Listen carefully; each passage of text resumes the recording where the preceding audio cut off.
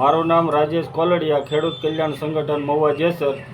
સત્તાધારી પક્ષના ગાંધીનગર અને દિલ્હીમાં બેઠેલા નેતાઓ તેમજ ખેડૂતોના મતથી જીતેલા માર્કેટિંગ યાર્ડના નેતાઓ હવે ખેડૂતોની ગણસી ઉપર રાજકારણ ખેલવાનું બંધ કરો અને ખેડૂતોને પૂરતા ભાવ અપાવો, અન્યથા ખેડૂતો વિફરશે તો ગામડાઓમાં આવવું અઘરું થશે. તેથી છેતી જાઓ તો જ ફાયદો થશે.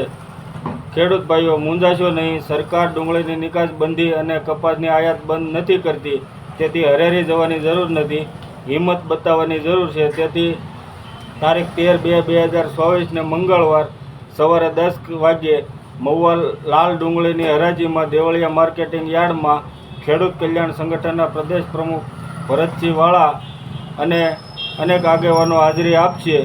ખેડૂતોની સાથે ખંભો મિલાવીને સાથે મળી વહેલી તકે ઉકેલ આવે તે માટે ખેડૂત જાગૃતિ અભિયાન શરૂ કરવા. હાલમાં ખેત પેદાશોના ભાવ વધારવા માટે દિલ્હી કિસાનોનું આંદોલન શરૂ છે, તેમાં આપણે સમર્થન આપવાનું છે. તારીખ 16/2/2024 રોજ દિલ્હી ખેડૂતોએ ભારત બંધનું એલાન કરેલ છે, તેમાં જોડાવા હુંકાર થશે.